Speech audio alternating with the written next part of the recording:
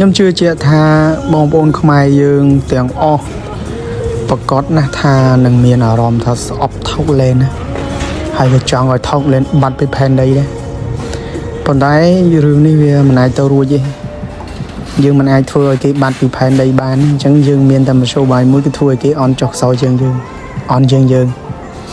ហើយសួរថាធ្វើដោយរបៀបណាគឺហេតុផលគឺសួរលេកុំគ្រប់គ្រងផលិតផលរបស់ថោកលែនឲ្យសោះលើកស្ទួយផលិតផលជាតិហើយគ្រប់គ្រងផលិតផលជាតិទៅដើម្បីឲ្យអ្នករកស៊ីក្នុងស្រុកខ្មែរទាំងអស់គាត់មានកម្លាំងចិត្តមានស្មារតីមោះមុតក្នុងការប្រឹងប្រែងធ្វើយ៉ាងណាឲ្យសេដ្ឋកិច្ចរបស់ខ្មែរយើងល្អជាងគឺគេមិនហ៊ានមើលងាយយើង